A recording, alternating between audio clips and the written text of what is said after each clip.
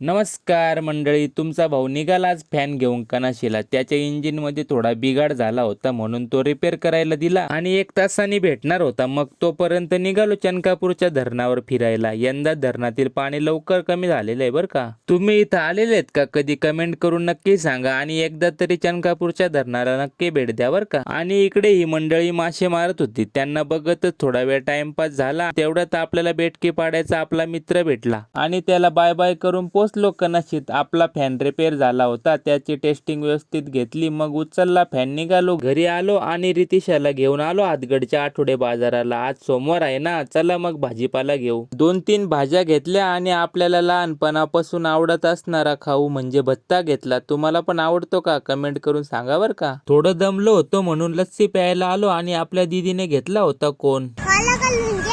चला मग झाला आपला बाजार आणि निघालो घरी. भेटूया उद्याच्या व्लॉग मध्ये मंडळी.